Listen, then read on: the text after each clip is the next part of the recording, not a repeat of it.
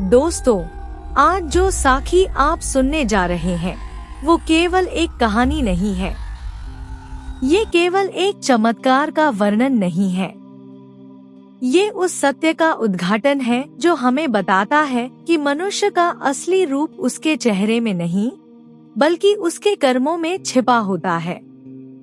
ये उस दया के सागर गुरु नानक देव जी की महिमा है, जिनकी एक कृपा दृष्टि जन्मों जन्मों के पापों को मिटा सकती है। दोस्तों, बहुत पुरानी बात है। धन गुरु नानक देव जी अपनी उदासियों के दौरान संसार को नाम का उपदेश देते हुए एक ऐसे प्रदेश में पहुँचे जहाँ दूर दूर तक जीवन का कोई चिन्ह दिखाई नहीं देता था। चारों ओर वीरानी थी, सूखी धरती थी, टूटे हुए पेड़ थे। हवा के झोंके जब उन सूखे वृक्षों से टकराते तो ऐसा लगता मानो कोई अदृश्य शक्ति विलाप कर रही हो। सूर्य धीरे धीरे अस्त होने की ओर बढ़ रहा था। आकाश में लाल और सुनहरे रंग की अद्भुत छटा बिखरी हुई थी। उस सुनसान प्रदेश में केवल दो दिव्य पुरुष दिखाई दे रहे थे, धन गुरु नानक देव जी महाराज और उनके परम सेवक भाई बालाजी। दिन भर की यात्रा के बाद गुरु जी एक स्थान पर विराजमान हुए। भाई बालाजी विनम्रता से पास बैठ गए। कुछ क्षणों तक गुरु जी ध्यान मग्न रहे। फिर उन्होंने प्रेम से कहा, भाई बाला, संध्या का समय हो गया है। रहरास साहिब का समय आ पहुंचा है।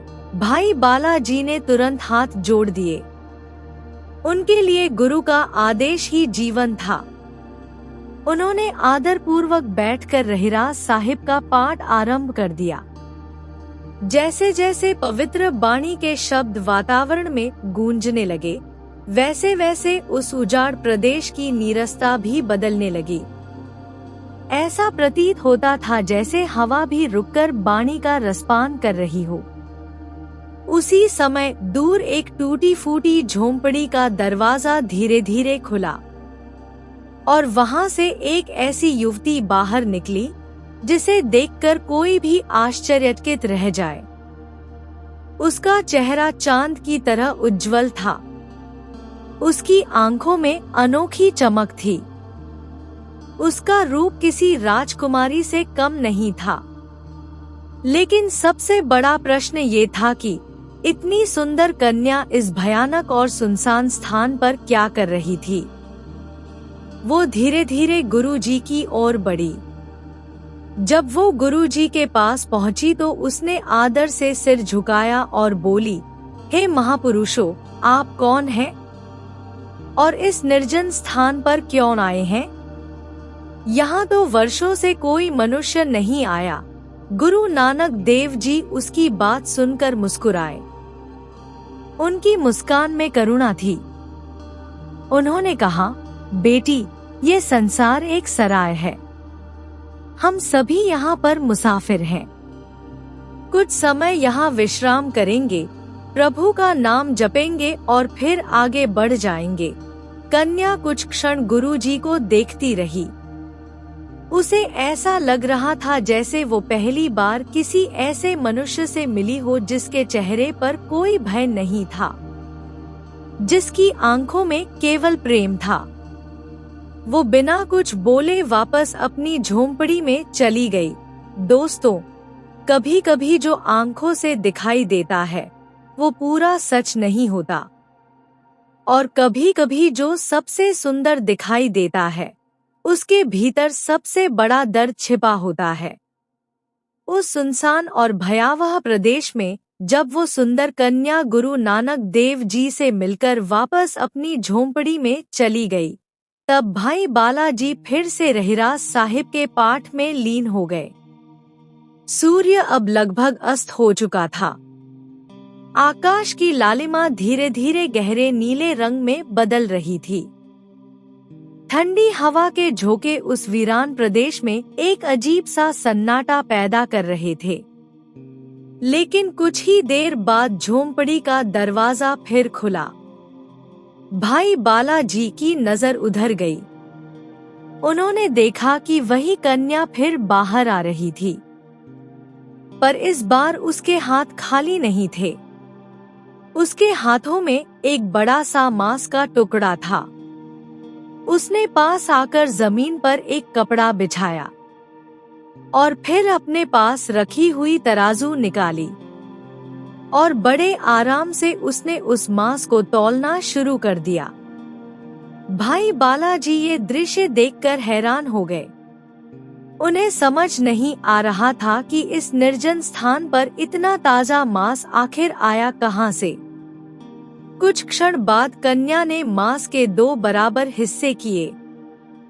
एक हिस्सा अपने पास रखा और दूसरा हिस्सा भाई बालाजी के सामने रखते हुए बोली, आप लोग मेरे मेहमान हैं, कृपया इसे स्वीकार कीजिए, ये आपका भोजन है।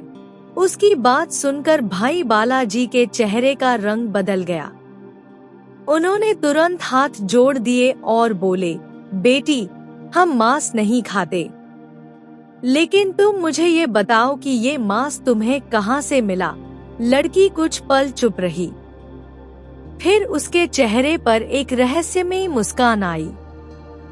उसने कहा, यदि सच जानना चाहते हो तो मेरे साथ अंदर चलो। भाई बालाजी के मन में उत्सुकता पैदा हो गई थी। उन्हें लगा शायद झोंपड़ी के पीछे कोई शिकार किया हुआ जानवर पड़ा होगा।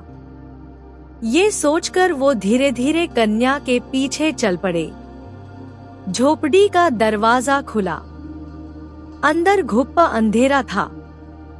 दीवारों पर मकड़ी के जाले लटके हुए थे। चारों तरफ एक अजीब सी बदबू फैली हुई थी, जैसे वर्षों से वहां कोई साफ सफाई न हुई हो।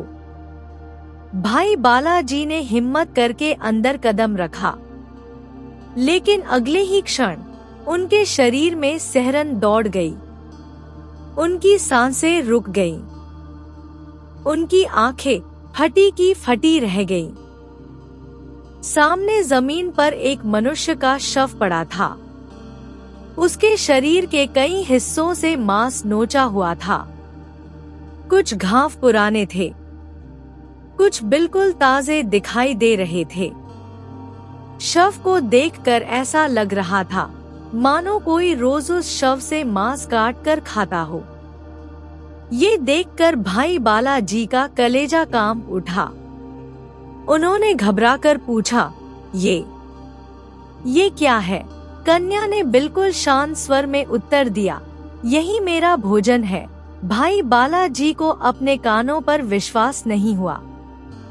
उन्होंने फिर पूछा, क्या तुम सचमुच इंसान का मांस खाती हो?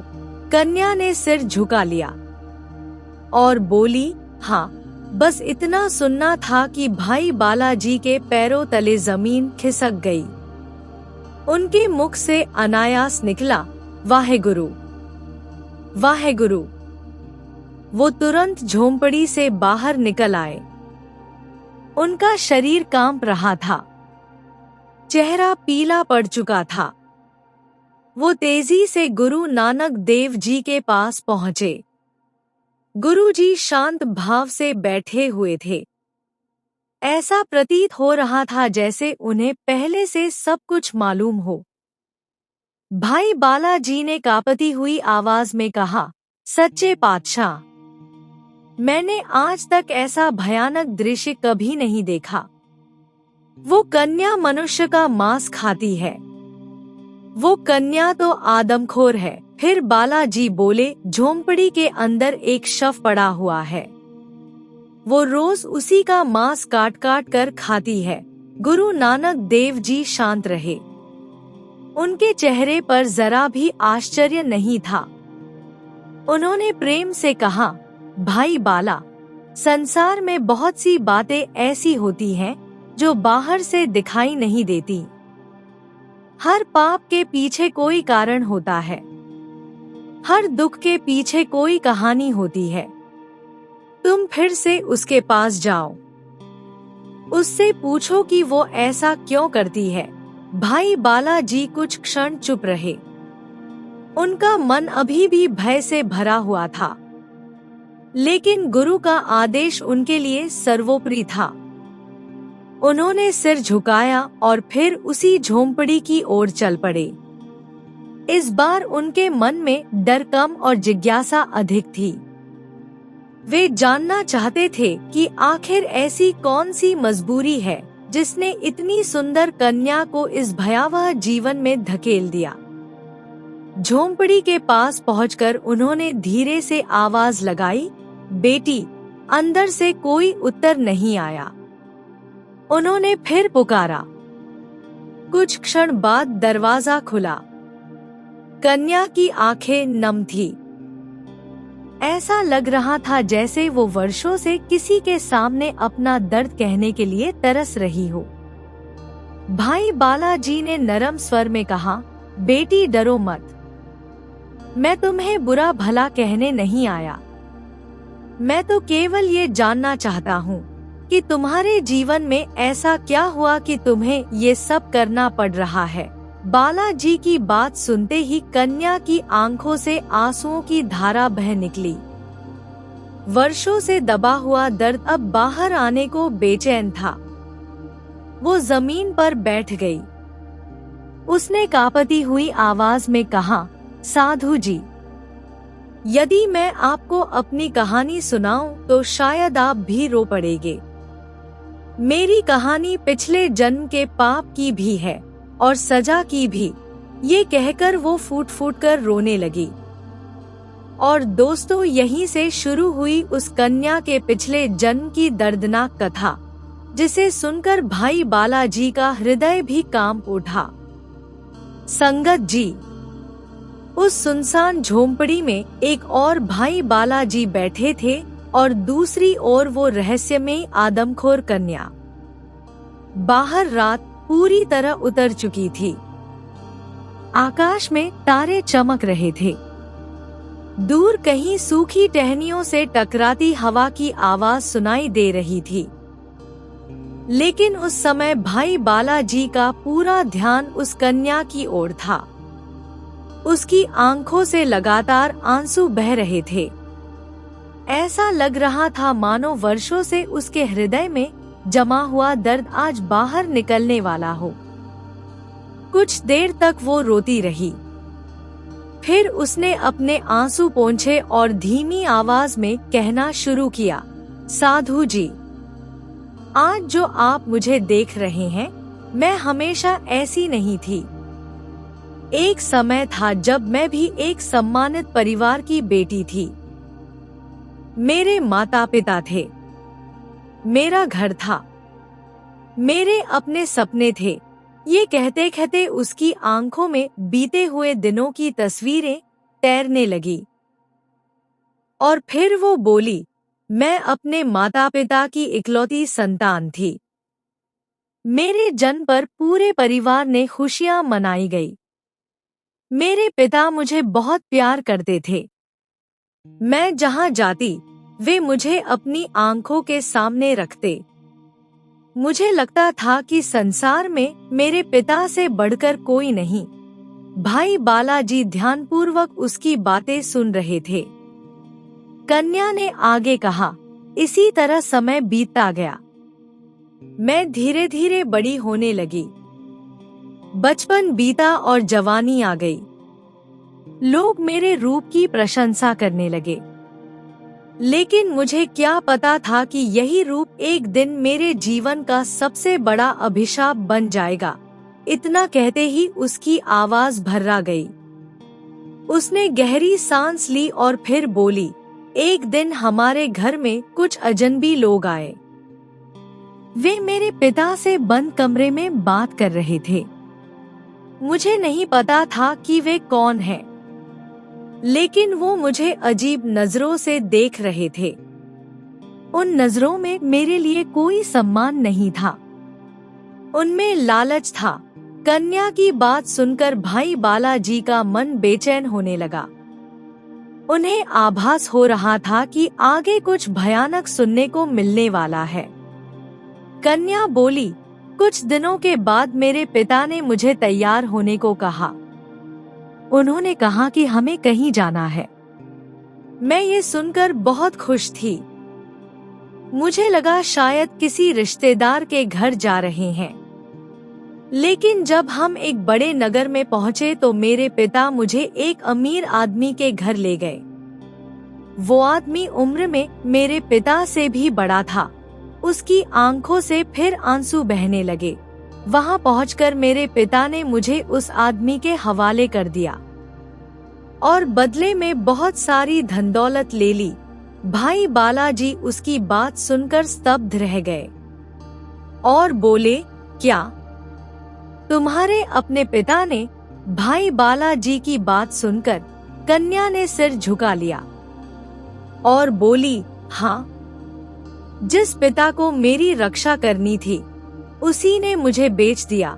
झोंपड़ी के अंदर कुछ क्षणों के लिए गहरा सन्नाटा छा गया। सिर्फ कन्या की सिसकियां सुनाई दे रही थी। फिर वो बोली, उस दिन मेरी दुनिया उजड़ गई। मैंने अपने पिता को बहुत पुकारा। मैं उनके पैरों में गिर गई। मैं रोती रही, लेकिन धन के लालच ने उनके हृदय को पत्थर बना दिया था। उन्होंने एक बार भी पीछे मुड़कर नहीं देखा। भाई बालाजी की आंखें भी नम हो गईं। उन्होंने धीरे से पूछा, फिर तुम्हारा क्या हुआ? कन्या ने उत्तर दिया, जिस व्यक्ति को मुझे बेचा गया था मैं उसके घर रहने लगी। समय बीतता गया। मेरे 7 पुत्र हुए। मैंने सोचा शायद अब मेरा दुख समाप्त हो जाएगा, लेकिन मेरे कर्मों का लेखा अभी बाकी था। उसने कांपते हुए शब्दों में आगे कहा, 8वीं बार जब मैं गर्भवती हुई तो मेरे मन में एक अजीब खुशी थी। मुझे लग रहा था कि इस बार बेटी होगी। और सचमुच कुछ महीनों बाद मेरी गोद में एक सुंदर कन्या आई। कन्या के चेहरे पर एक पल के लिए मुस्कान आई, लेकिन अगले ही क्षण वो दर्द में बदल गई। कन्या ने कहा, मैं उसे देखकर बहुत खुश हुई। मुझे लगा जैसे ईश्वर ने मुझे फिर से जीने का कारण दे दिया है। लेकिन वो अचानक चुप हो गई। भाई बालाजी ने पूछा, लेकिन क्या? कन्या बोली, मेरे पति को बेटी नहीं चाहिए थी। उसने मुझे धमकी दी। उसने कहा, यदि इस बच्ची को जीवित रखा तो मैं तुम्हें घर से निकाल दूंगा। भाई बालाजी ने दुख से आंखें बंद कर ली। कन्या आगे बोली, मैं डर गई। मुझे अपना भविष्य दिखाई देने लगा। मैंने सोचा, यदि पति ने घर से निकाल दिया तो मैं कहाँ जाऊंगी? मेरा पिता तो पहले ही मुझे बेच चुका था। मेरे लिए अब कोई सहारा नहीं था। अब उसकी आवाज कांप रही थी। फिर वो बोली, और फिर मैंने वो पाप किया जिसके कारण आज तक रो रही हूँ। भाई बालाजी का हृदय धड़क उठा। कन्या बोली, मैंने अपनी ही नवजात बेटी का गला घोंट दिया। ये कहते ही वो फूट फूट कर रोने लगी और बोली। वो मासूम मुझे देख रही थी। उसे दुनिया के बारे में कुछ पता नहीं था। उसने किसी का क्या बिगाड़ा था, लेकिन मैंने अपने स्वार्थ और डर के कारण उसकी जान ले ली। उसकी बात सुनकर भाई बालाजी की आंखों से भी आंसू निकल पड़े। उन्होंने मन ही मन वाहेगुरु का सुमरन किया। कन्या रोते हुए बोली, उस दिन मुझे लगा था कि मेरा अपराध दुनिया से छिप जाएगा, लेकिन धर्मराज की अदालत से कुछ नहीं छिपता। वहाँ हर कर्म का हिसाब होता है, हर आंसू का लेखा होता है, हर पाप दर्ज होता है। उसने गहरी सांस ली, फिर बोली, जब मेरी मृत्यु हुई तब मुझे धर्मराज के सामने पेश किया गया। इतना कहकर वो चुप हो गई। उसका चेहरा भय से भर गया। ऐसा लग रहा था जैसे वो आज भी उस दृश्य को भूल नहीं पाई। भाई बालाजी समझ गए कि अब वो उस भयानक निर्णय के बारे में बताने वाली है जिसने उसे इस नरक जैसी अवस्था में पहुंचा दिया। और वो निर्णय इतना भयंकर था कि सुनकर अच्छों की रूह कांप जाए। दोस्तों, जब उस कन्या ने अपनी पूरी कहानी भाई बालाजी को सुनाई, तब उसकी आंखों से आंसुओं की धारा बह रही थी। वर्षों का दर्द आज शब्द बनकर बाहर निकल आया था। भाई बालाजी का हृदय करुणा से भर गया। उन्होंने सोचा, जिसने जीवन भर दुख ही दुख देखे हों, जो अपने कर्मों के बंधन में जकड़ी हो, उसका सहारा संसार में कौन बन सकता है। फिर तुरंत उनके मन में उत्तर आया, केवल सद्गुरु। भाई बालाजी झोंपड़ी से बाहर निकले और तेजी से गुरु नानक देव जी के चरणों में पहुंच गए और हाथ जोड़कर विनती करने लगे, हे सच्चे पातशाह, ये कन्या पापों की मारी हुई है, लेकिन इससे भी अधिक दुखों की मारी हुई है। इसका जीवन नरक बन चुका है। इसके ऊपर कृपा कीजिए, इसके बंधन काट दीजिए। गुरु नानक देव जी मुस्कुराए। उनकी मुस्कान में दया थी। उनकी आंखों में करुणा का अथाह सागर लहरा रहा था। उन्होंने कहा, भाई बाला, जब किसी जीव के लिए सच्चे हृदय से दया जागती है, तब उसकी मुक्ति का मार्ग खुल जाता है। चलो, उसके पास चलते हैं। इतना कहकर गुरु नानक देव जी स्वयं उस झोंपड़ी की ओर चल पड़े। रात्रि का अंधकार चारों ओर फैला हुआ था, लेकिन जहाँ जहाँ गुरु जी के चरण पड़ते, वहाँ वहाँ जैसे प्रकाश फैलता जाता। भाई बालाजी भी उनके पीछे पीछे चल रहे थे। जब गुरु जी झोंपड़ी के सामने पहुँचे, तब वो कन्या दूर से ही उन्हें देखकर कांपने लगी। उसे ऐसा अनुभव हो रहा था जैसे कोई दिव्य शक्ति उसके सामने खड़ी हो। वो दौड़ती हुई आई और गुरुजी के चरणों में गिर पड़ी और रोते हुए बोली, हे दया के सागर, मैं पापिनी हूँ। मैंने अपनी बेटी की हत्या की। मैं अपने कर्मों का फल भोग रही हूँ। मेरे लिए कोई आशा नहीं बची। यदि आप भी मुझे छोड़ देंगे तो मेरा उद्धार कौन करेगा। उसकी सिसकियां सुनकर वातावरण भी मानो रो रहा था। लेकिन गुरु नानक देव जी ने प्रेम से उसका सिर उठाया और कहा, बेटी, परमात्मा की दया पापों से बड़ी है। जो मनुष्य अपने अपराध को स्वीकार कर लेता है और सच्चे मन से पश्चाताप करता है, उसके लिए मुक्ति का द्वार कभी बंद नहीं होता। गुरु जी की बात सुनकर कन्या और जोर जोर से रोने लगी। वर्षों बाद उसे आशा की एक किरण दिखाई दी थी। गुरु जी ने अपना करुणामय हाथ उसके सिर पर रखा। फिर प्रेम से वाहेगुरु का सुमरन किया। वाहेगुरु, वाहेगुरु, वाहेगुरु। दोस्तों, गुरु के मुख से निकला हुआ नाम साधारण शब्द नहीं होता। वो तो स्वयं परमात्मा की शक्ति का प्रकट रूप होता है। जैसे ही गुरु जी ने नाम का उच्चारण किया, वैसे ही उस कन्या के शरीर में एक अद्भुत परिवर्तन होने लगा। उसके मन का भय मिटने लगा। उसकी आत्मा पर चढ़ी हुई अंधकार की परतें हटने लगी। उसे ऐसा अनुभव हुआ जैसे जन्मों जन्मों का बोझ उतर रहा हो। उसकी आंखों से आंसू बह रहे थे, लेकिन अब वे दुख के नहीं, मुक्ति के आंसू थे। कुछ क्षणों बाद गुरुजी झोंपड़ी के भीतर गए। वहाँ वही शव पड़ा हुआ था, जिसका मांस वो कन्या खाती रही थी। गुरुजी ने उस शव की ओर देखा, फिर अपने कमंडल से जल निकाला। उन्होंने वाहेगुरु का स्मरण करते हुए उस पर जल के छींटे मारे। दोस्तों, गुरु की कृपा जहाँ पड़ती है, वहाँ असंभव भी संभव हो जाता है। उसी क्षण उस मृत शरीर से जुड़े कर्मों के बंधन टूटने लगे। जिस आत्मा को अपने कर्मों के कारण भयंकर कष्ट सहने पड़ रहे थे, उसे भी शांति प्राप्त हुई। पिता और पुत्री दोनों के कर्मों का लेखा समाप्त होने लगा। दोनों आत्माओं को आगे के सफर के लिए मार्ग प्राप्त हो गया। कन्या गुरुजी के चरणों में सिर रखकर बैठी रही।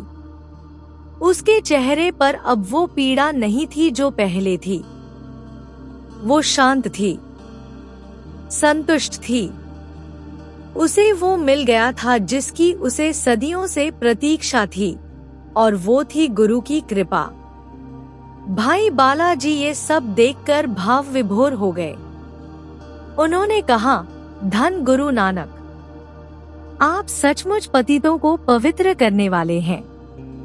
जहाँ संसार केवल पाप देखता है, वहाँ आप दुख देखते हैं। जहाँ संसार दंड देता है, वहाँ आप दया करते हैं। गुरुजी उसकी बात सुनकर मुस्कुराए और बोले, भाई बाला, याद रखो, मनुष्य का उद्धार सजा से नहीं होता, उद्धार प्रेम से होता है।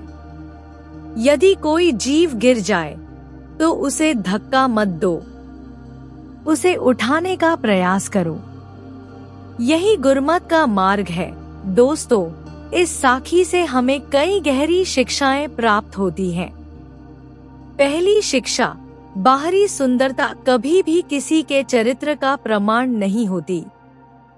सच्ची सुंदरता मन की पवित्रता में होती है। दूसरी शिक्षा, हर कर्म का फल अवश्य मिलता है, चाहे वो अच्छा हो या बुरा। तीसरी शिक्षा, कन्या हत्या, अन्याय और किसी का हक मारना बहुत बड़ा पाप है। चौथी शिक्षा, सच्चा पश्चाताप मनुष्य को बदल सकता है। और सबसे बड़ी शिक्षा, सद्गुरु की कृपा से सबसे बड़ा पापी भी मुक्ति प्राप्त कर सकता है। गुरु नानक देव जी संसार में यही संदेश देने आए थे कि कोई भी जीव इतना गिरा हुआ नहीं कि उसे उठाया न जा सके। यदि वो सच्चे मन से परमात्मा की ओर मुड़ जाए, तो उसके लिए भी दया का द्वार खुल सकता है। आओ संगत जी, इस साखी से प्रेरणा लेकर हम भी अपने जीवन में नाम सुमरन करें, सत्य की कमाई करें, किसी का हक न मारें और हर जीव के प्रति दया का भाव रखें। और प्रेम से बोले, वाहेगुरु जी का खालसा, वाहेगुरु जी की फतेह।